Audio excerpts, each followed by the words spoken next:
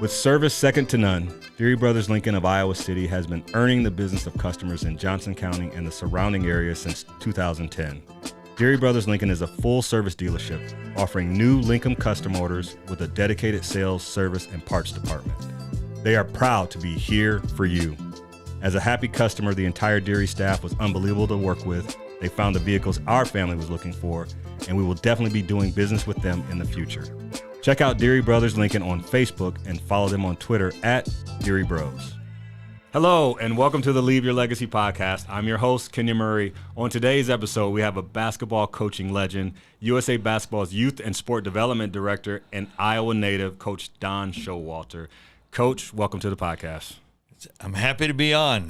Kenya, this is something that I really enjoy doing, and I think there's a lot of listeners out there that really enjoy the game of basketball. Absolutely. And I'm just glad to be a part of it. Yeah, no, I mean, you're a traveling guy, so to be able to lock you down is nice for us. But, you know, I think people know everything that you're doing now, but you're Iowa native. You grew up, on a farm. So tell the listeners and our viewers, what was life like growing up here in a small town, Iowa?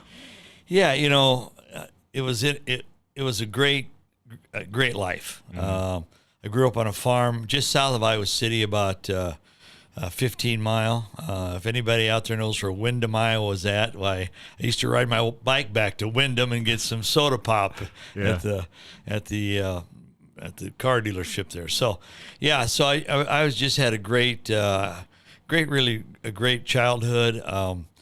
When you're a kid, you don't understand what your parents are going through, and you don't understand what other people are going through. So I never really understood what all my dad was going through as a farmer. Mm-hmm. And at that time, it was pretty rough to be a farmer. It was there was a lot of things. The economy wasn't really very good, and a lot of the small farmers were going out of, just couldn't make a go of it anymore. Mm-hmm.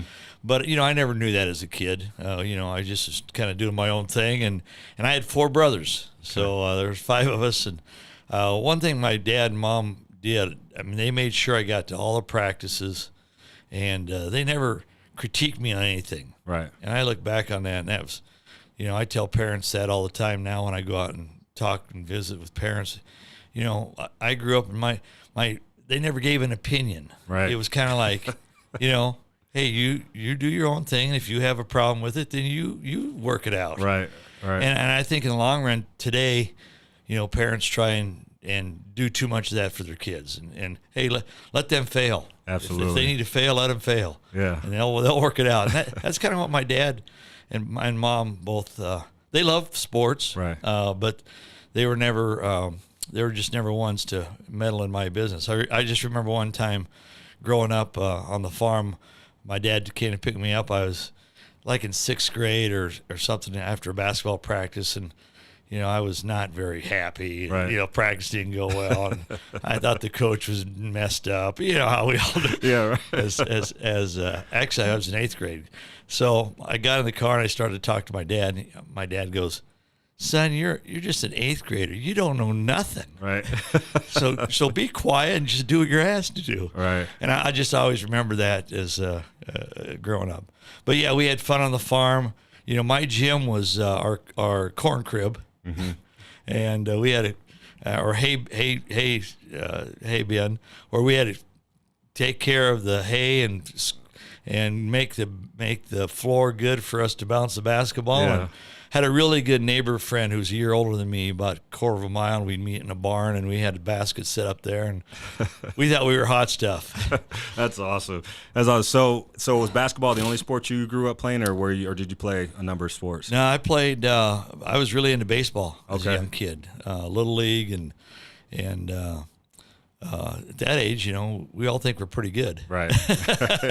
So I really, baseball wasn't my favorite sport. Basketball is still my favorite sport, but I love baseball. Yeah. Played that all the way up through, and then I played football in high school and ran track. So Gotcha. yeah, I just did all those things. We talk about balance. I was talking to Chris and Keegan, and even Michelle and I, we talked about having balance, and people was wondering, like, how don't you get burned out? I think years ago it was always about playing multiple sports, and now you see the specialization with kids at an earlier age. But just that balance, I know for Chris and Keegan, it actually fostered their love even more of basketball because they realized, like, yeah, we like these things, but we love this thing over here and that. Was it kind of the same thing for you? Absolutely.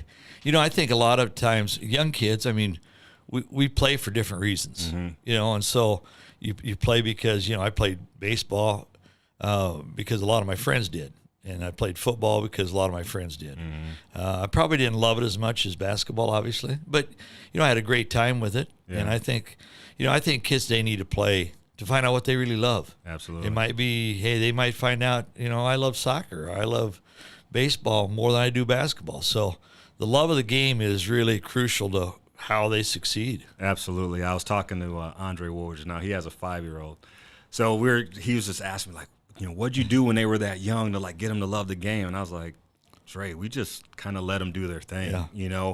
I go, he'll see you in the gym because Dre has a training facility. And I'm like, your kid has to love what he's doing. And it can't be because you love it. It's got to be because he loves it. So I think what you're saying is like that, being balanced and doing multiple things that allows that to kind of grow in you. And I know that was the case for Chris and Keegan. So, well, I think, if you, and I tell campers this all the time. I want to go out and about, but the first thing is if you love the game, then you're going to spend time getting better at it.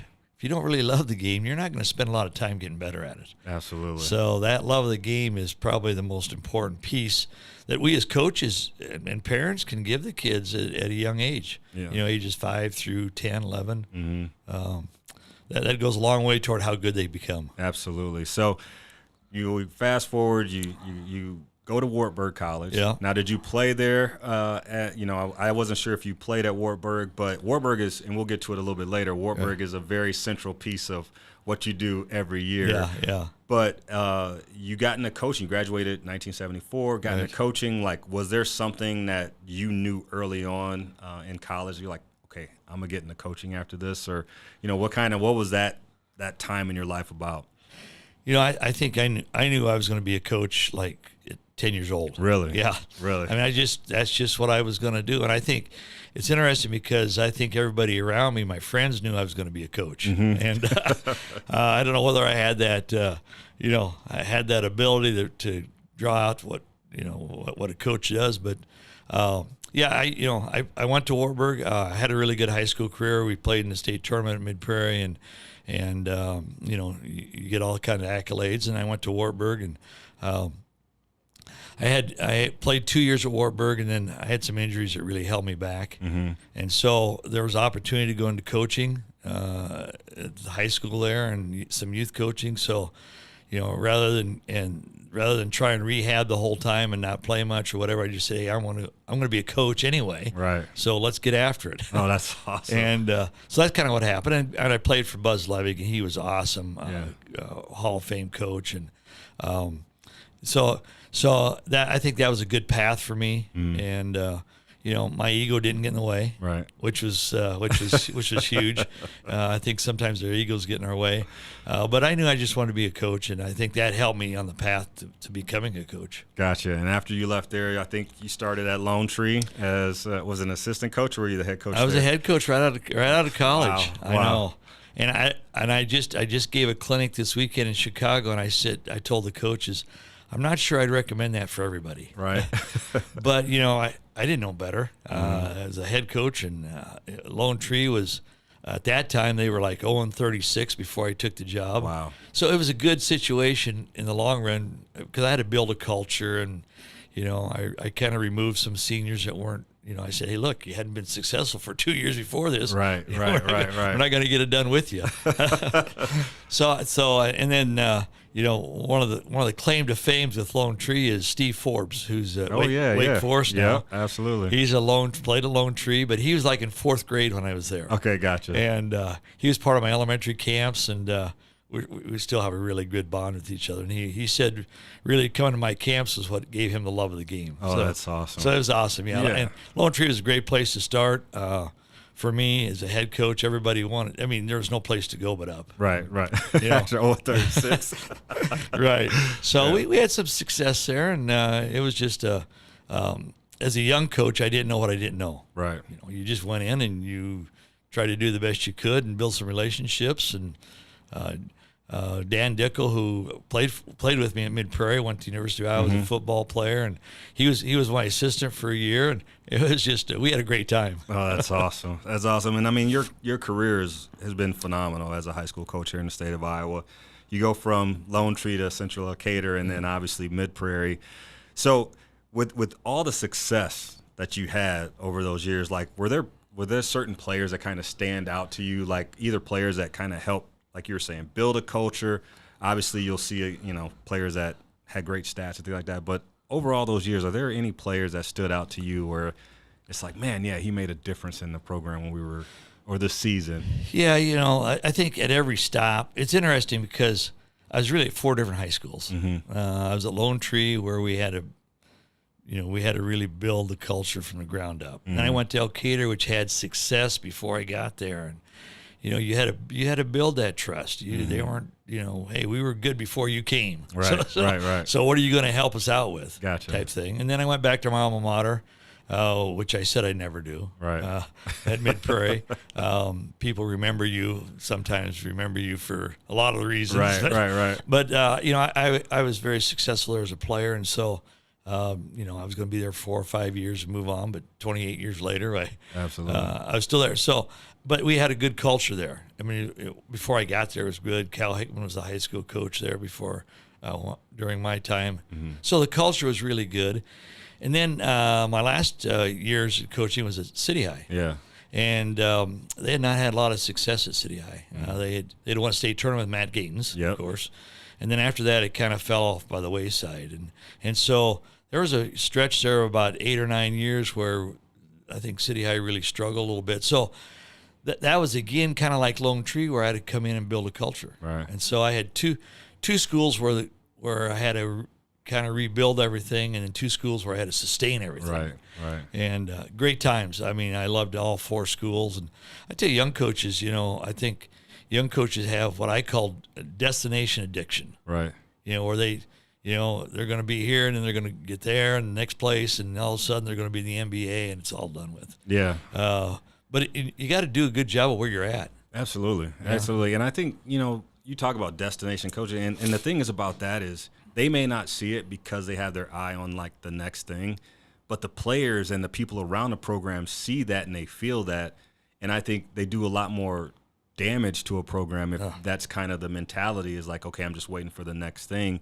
And I think that can destroy a culture in a heartbeat. And now, somebody's got to come in and rebuild it. But I think that's probably, you see that a lot nowadays. Really. And especially with young coaches, and I always say, if you don't do a good job of where you're at, I mean, if you're coaching a 9th grade girls team, you better do a good job with that, or you won't get any opportunities to coach in wherever else you want to coach at. So. Absolutely. No, I think that's it's coaching, nowadays, I think people have to understand getting into it that there's so many more dynamics to it now than it used to be.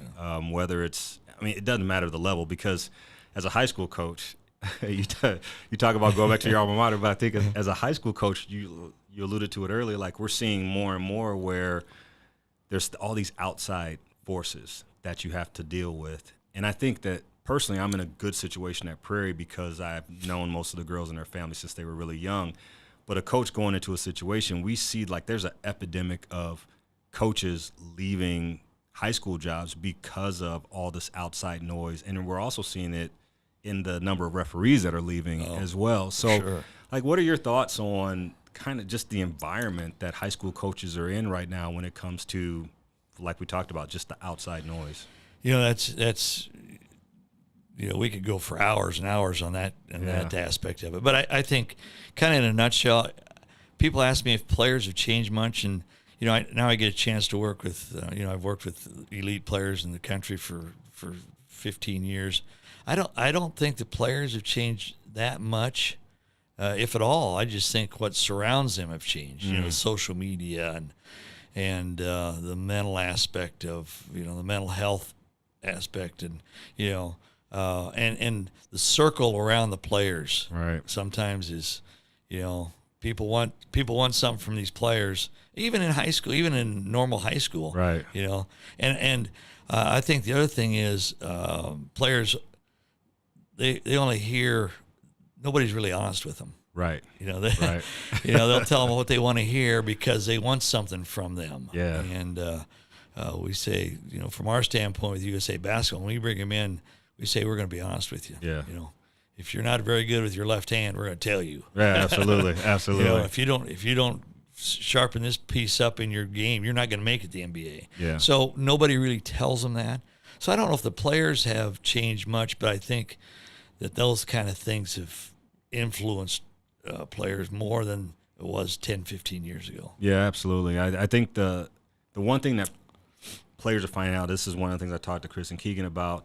I just recently talked to another family whose son is really, he's a very good player at a young age. I said, you have to understand, like, the people you surround your son, their brothers and sisters, the family, like, those, it matters. And the one thing that these young kids have to realize is the number of people that are there for their benefit is really, really small. Because, like you said, everybody's looking for something. And I think that's hard for a lot of athletes to, I think, ingest. But then, too, it's like they see all the social media stuff and, like, I want to get all these different followers and it's that. And I think a friend says it like this, like, we're more connected than we've ever been. But, like, the number of true friends is usually pretty small. Very small. And that's so important right now for a lot of these athletes that are coming up. A great example, Scotty Barnes played for me. He's Rookie of the Year last year in Toronto. He grew up without really a mom and dad, and the foster family he lived with really was good. And he says now that, he said, I don't even look at people anymore in the same light. He says, I want them, I look at people and evaluate them for really what they want from me. Right. And so that's pretty, that's for a kid to say that, that's pretty good. And I think that's why he's improved so much and got Rookie of the Year, because his circle is really small, really limited. And then he took to coaching, and that's what kids have to do. Absolutely. Well, I'm hoping that number 4 spot will translate this year to a Rookie of the Year as well. Same here. So it'll be fun. But yeah, I think most people know, obviously there's USA Basketball, but then there's Snow Valley, the camps. Yeah. I've had the pleasure of coaching one summer, and Chris and Keegan went there. But Snow Valley's been around since 1961. 61. So, I mean, a little bit about that, but how did you get involved with Snow Valley? And obviously you've continued this tradition on where your numbers are still phenomenal when it comes to an instructional camp. But yeah, how'd you get involved with it? Again, if we have 2 or 3 hours, I could really get into it. But no, seriously, and I tell coaches this all the time, right out of college, one of the things I wanted to do is I wanted to be the best coach I could be. And so I said, who am I going to learn from that's really that I can be the best coach I can be? Well, at the time, obviously John Wooden just got done with his 10 national championships. So I wrote a handwritten letter to John Wooden. Said, hey, Coach, I'd love to work your camp, and, blah, blah, blah. I just graduated and all that kind of stuff. So I didn't think I'd hear from him. A couple of weeks later, he sent me a handwritten letter back that I still have. Wow. And he said, hey, we're filled for this year, but I'm going to give you to the guy who organizes the camps. Okay. And so then that time passed away, and about a week before camp started, Max Shapiro calls me and says, hey, we need a counselor. Now, here's this counselor. We don't pay anything. Yeah. You come and mop floors. You get water for coaches. You have dorm duty. You will get 0 sleep. If you want to come out and do that, you come out. I says, I'm out there. Yeah. Wow. So I drove out to California and worked his camp. And then it so happened that the next week, I must have done a good job of sweeping the floors, because the next week a coach didn't show up or couldn't come. So they asked me to be a coach next week. And that started a 25-year relationship with Coach Wooden's camps. Wow. So while out there, I always said, hey, what's the best camps to work? And everybody said, you got to work Snow Valley. Herb Livesey started Snow Valley in 1961. The camp started from Bob Cousy. Okay. And there's not many many listeners may not know who Bob Cousy is. Right. Yeah. Pretty good guard. Pretty good guard for the Celtics. So he actually purchased the camp from Bob Cousy in New England in 1961, moved it to California in the Snow Valley Mountains of San Bernardino. Okay. And it was all outside. Kids lived in some huts and everything else.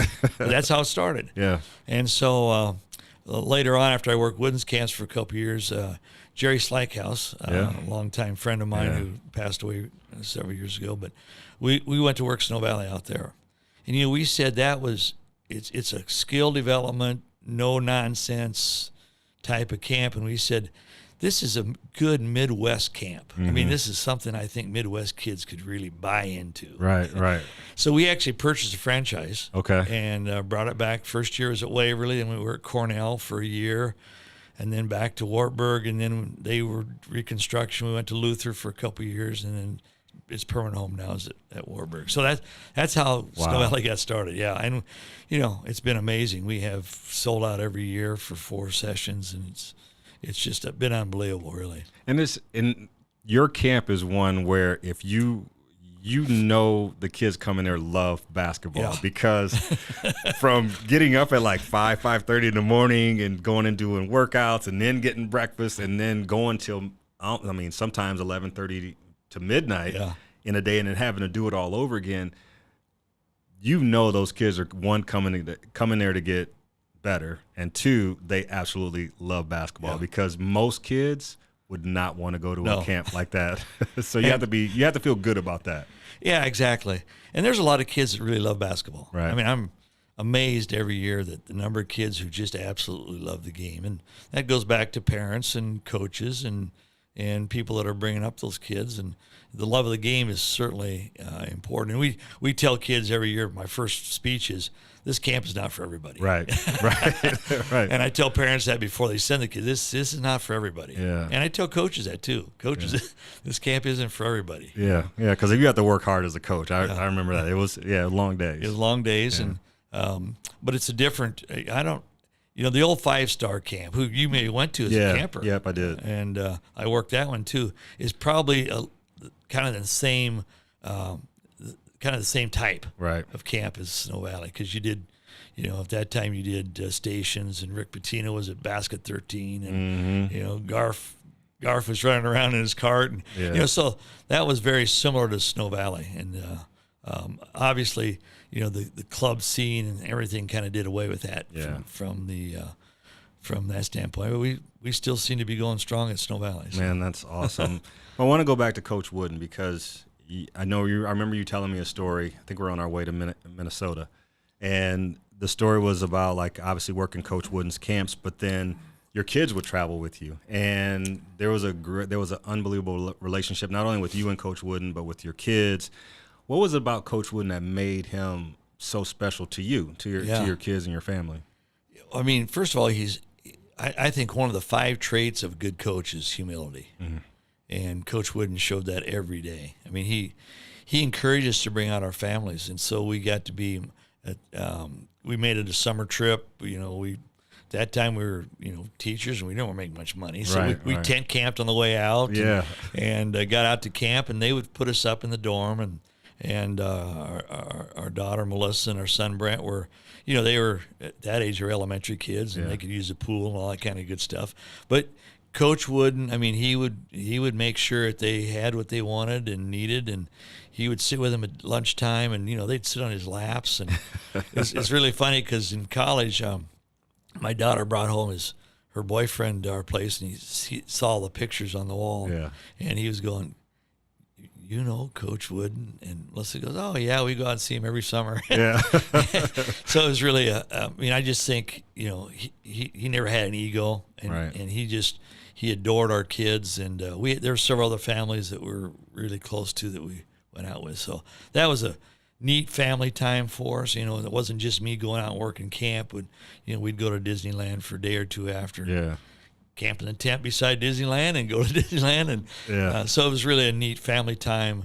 And I tell coaches, make basketball a family time. Right. It's not just what you do, but make it a family time for everybody. Yeah, and I think going back to what we talked about, like destination, you see a lot of families kind of. I wouldn't say torn apart, but there's a lot of tension because you have one person that's chasing this dream, and it's not inclusive. And I know that was one of the things that maybe kind of step back and say, do I really want to get into it? Because just the pursuit of a position can be detrimental not only to your family, to your marriage. Like, I mean, you've just seen it as a story go on and on. So it's encouraging that you did that, and obviously your family always felt a part of everything you were doing. Yeah, then of course they enjoyed the travel, and Yeah.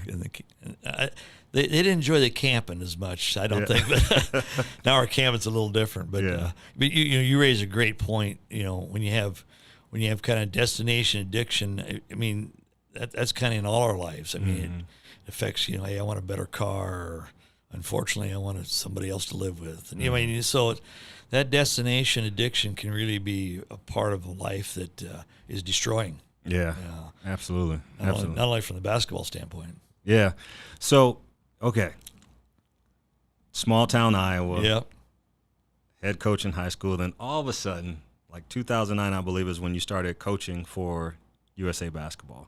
Now, this is incredible. 62-0. 62-0. You haven't lost as a coach for the U16 and U17 teams. Now, granted, I know that you have some good players, but what is it that you feel has been the difference in the record that you've been able to have with the number of different players that it's gone through? Like, what is it that makes coaching those teams special to you in order for them to have the success that they've had? That's a good question. I look back on that. My first coaching stint with USA Basketball was in 1999. Okay. At the Hoop Summit. Okay, gotcha. So I coached Rashard Lewis, Al Jefferson, some of those guys. Wow. And it goes back a ways. Man, they were good. They were some good players. And the team we played against had a floppy-haired German kid come over, Dirk Nowitzki. Wow. Yeah. And Luis Scola was on that team. And that was my first coaching elite kids, and I'm in awe of those guys. Right. And so we did a great job on Dirk. We held him to 35 points and about 20 rebounds. But we had a great time, and our kids really enjoyed it. So that was my first coaching stint. And, gotcha. People ask how you got to where you are. Well, if it wouldn't have been for me working Coach Wooden's camps, I would have never met the people that allowed me to do that. That's awesome. So when you just go home and use the internet to find out drills, you're not really expanding your knowledge and your circle enough to get. Right. So then from then on, after that, we had USA Basketball had festivals. Okay. So north, south, east, west. You might remember those where we brought in 40 kids so we kind of did a mini Olympics. Okay. And we had LeBron James and Carmelo Anthony and Chris Paul and Jason Kidd and all those guys in our festivals. So I was a part of the festivals. I was on a committee that invited the kids and stuff. That was from about 2000 to 2009. Mm-hmm. And then in 2009, FIBA started the U16 and U17 international competition, which had never done before. And that 16 is a qualification tournament of North and South America. And then it evolves into next year's U17. Okay. So same kids are eligible for both years. Gotcha. Wow. And at the same time, if you remember, shut me up if I'm going too long. No, you're good. You're good. At the same time, our Olympic team in 2004 was disastrous. Yes. Oh, my goodness. We had some really great players on that team, but the culture was terrible. It was just, I hate to say it, but it wasn't very well construed team. Right. So they got bronze medal. Mm-hmm. And so at that time, USA Basketball said, we got to do something different. Our culture's got to change. So they brought in Jerry Colangelo, who was kind of in charge of getting the players because he knew all the players and stuff, and Coach K. Right. In 2008 was his first time. So I kind of came in at a really good time because they wanted some consistency with our young players all the way up through. So that's the chance I had to coach multiple years of U16, U17. And at that time, Billy Donovan coached our U18s and 19s. Wow. And he coached several terms of those too until he took the job in the NBA. Right. So that's kind of how it all fit together. But, I say, I was kind of fly on the wall in the back of the room every meeting Coach K had with the players. Yeah. With LeBron James and Chris Paul and all those guys. It was amazing. So that's kind of how that whole thing evolved. Gotcha. Well, it's funny that you mentioned that because I just finished watching the Redeem team. Yeah, and that was awesome. Seeing how, it seemed not only with Colangelo and Coach K coming into it, but then Kobe Bryant seemed to be like the turning point for him because, going back to the documentary, it was at a point where he was viewed as kind of a selfish player, but he came in there and was like, I'm willing to do anything. So how was it to be around him? Because obviously you watch all the videos, you hear all the stories, but what was it like watching him work and hearing him speak and show leadership when they were looking to turn that around? And, like I said, I didn't ever say a word, but right. I was always a kind of part. And then, in fact, there's one place in the film where Coach K is having a meeting with all the guys. Mm-hmm. I was at the back of that room. Okay, yeah. Listen in. Kobe is, you call him alpha dog and all that. I mean, there are not many players like Kobe, if any. Right. But I think, you talk about a love of the game, and his mindset was so intense about getting better. Elite players really want to get better. Right. I had Brad Beal and all those guys. They want to get better. I mean, just like you two. Yeah. So they're going to gravitate towards people who make them better. And I think that Kobe was one of those forces that he made everybody better. Right. He was going to practice at 4:30 in the morning. Those other guys were coming in. Right. It's a great, and that's true. I mean, that's just what happened. Yeah. And the other thing I think that made Kobe so maybe a little different is that he never settled on being where he was at. Right. I mean, he just had an extra level that he wanted to get to. Yeah. And there was no ceiling for him. A lot of guys kind of have a ceiling. Yeah. There just wasn't any ceiling for him. Yeah. So, and I actually had a chance to work his camps with Nike for 2 or 3 years. And I wouldn't say I was ever really close to him, but right. but at least we could converse on some things. And you just you kind of in awe of somebody that has that level of intensity and greatness to him. Right. Okay, so we know that not everybody's Kobe. Yeah. But you've been around a lot of great players, Yeah. and one of the things I wanted to ask you is, what have you seen over all these years? Like, what makes great players great? Because you've seen a ton of kids with talent, probably more talented than some of the guys that have been all-stars in the NBA. Oh, yeah. But there's something with the greats that just sets them apart. Like I said, take Kobe out of it. Yeah, right. But what have you seen the characteristics of a great player? Well, obviously they got to be skilled. Yeah. I mean, that's the number one thing that catches your eye. So, Mm-hmm. and then I think smart is a huge piece of that. How smart are they on the Mm-hmm. court? And then I always say toughness.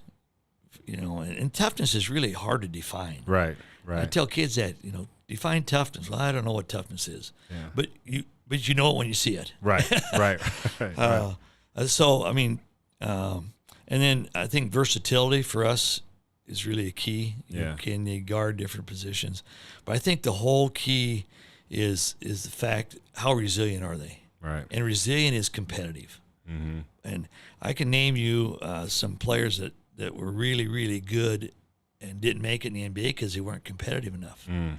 But I would go like Brad Beal, Jason Tatum, Gary Trent Jr. Gary Trent Jr., he was a second round draft pick. Yeah. And I would have bet my house that he was going to make it in the NBA. Right. And now he's thriving. Yeah. Just because he's so competitive. Mm-hmm. And there's some other guys I can mention by name that are struggling because they're just not that level of competitiveness. Yeah. So I think that's the one thing that sticks out to me. It's funny because, you talk about this, and I'm going through the draft process with Keegan, like everybody talked about his demeanor, right? Like he doesn't show any emotion. And it's funny because like all the coaches and even Coach Brown said this in a couple of the preseason games, he may not show it, but he's one of the toughest guys we have on the team. He's one of the most competitive guys. And you're talking about just toughness in a different form. Like he doesn't stick his chest out. Sometimes he doesn't show like the physical part of it, but it's the mental part of it. I think people ask like, what was the difference? Like what flipped the switch? And it was like, when they went to DME, it was the mental part of the game. Like, they wanted to be good, but their coach was like, listen, you have to get better from the neck up. And that's how you prepare, how you practice, how you take care of your body. But also, just being able to stay the same in the toughest situations. When the game's on the line, are you a kid that I can count on to go out and make a play on either end of the floor? And I think that's important for a lot of kids to hear and understand. It's not always how high you can jump or if you can make a 30-foot three. There's so many other things that go into being a great player, for sure.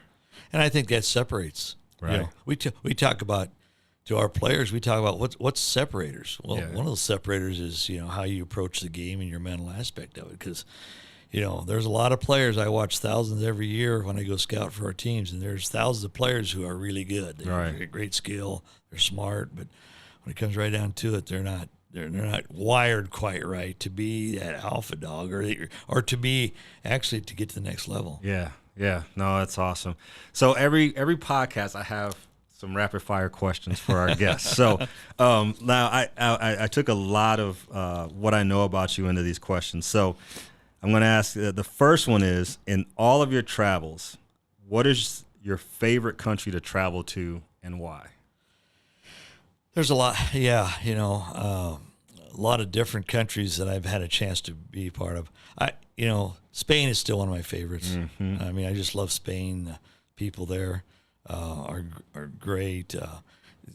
The culture is different than really any place else you go to. Mm-hmm. I've traveled to Argentina so many times, it's kind of like second home with our teams. But I think Spain is really one of those places that is you think, oh man, I'd go back there again and again and again. That's awesome. That's awesome. I have to say, I think I've been there, but Italy still is probably the one that I would say, like, that's the favorite one for me. I just worked at camp in Italy this past summer in Bormio, and we were in Rome. I mean, there's something about Italy that's really is different than any place else too. Yeah. Now my wife, she'd go back to Italy every day. Oh, really? Yeah, that's her place. That's her place. Yeah. Oh, that's awesome. Yeah. That's awesome. All right. Second question. Now, you are a steak connoisseur. I try to be. Well, I've seen them one time you ordered chicken at a steak place. That was fun. You were with me, I think. I was with you. Yeah, absolutely. So what would be your top 3 places to get a steak? Well, my first, without a doubt, my top 3 my favorite is Peter Luger's in Brooklyn. Okay. It's just a down home, great steak place. So that's probably my favorite. Okay. Joe's Steakhouse Joe's Steakhouse in Chicago. They won in Vegas too. Okay. It's probably my second. Yeah. Just great steaks, and sometimes steaks are they're the same. Might be kind of the same, but the atmosphere is better. The wine might be a little bit better too. Just a little better. Yeah. And then Iowa's got some really good steakhouses too. 801 Steakhouse in Des Moines is really good. Yeah. Joseph's down here is really good too. So yeah, I mean, I try and find the really good ones in there. And of course, New York is just filled with steakhouses. Absolutely. So I try all those Keens and Gallagher's and Del Frisco's and So I'm not a big guy who goes for a steakhouse that's you can find anywhere. Right. I want the unique ones. So. Absolutely. So you get a lot of people to refer you. So you got a lot of referrals. All right, last one. And part of the idea behind our podcast is to really talk to people about leaving a legacy and what it means. And it means so many different things. And I think there's a lot of people that don't feel, because of where they're at, their status or the job they have, they don't feel like they're leaving a legacy. But the reality is, like, everyone leaves a legacy wherever you are, whether you're Absolutely. A CEO or you're one of the janitors. Like, you're leaving a legacy for someone. So what's your definition of legacy? What's your definition? That's a good question. When I read that, my first thought was, my dad was not he was certainly not a person who I would say had a lot of friends, or he worked on the farm. Yeah. And he really worked hard, and some years that work did not pay off monetary wise. Right. But he left a legacy to his kids, and And how he left that legacy was, he just got up every day and he was his own guy. He went out and worked hard, and at the end of the day, that's who he was. Yeah. Right? So I think legacy is kind of like, it's who you are every day. Whether you're a CEO, it doesn't matter. Right. You're going to leave a legacy, and somebody's going to remember you for what you have done and what you have left when it's all said and done. Yeah. So, legacies can come in a lot of different forms. I mean, people, the big philanthropists are different types of legacy, I think, than like my dad was. Right. Right. So, I'd like to think that legacies, it's not only what you do, while you're here on earth, but I think part of it is how you make people feel. Yeah. I mean, the relationships you have and how you come in contact with people, and I think that leaves a tremendous amount of legacy. Yeah.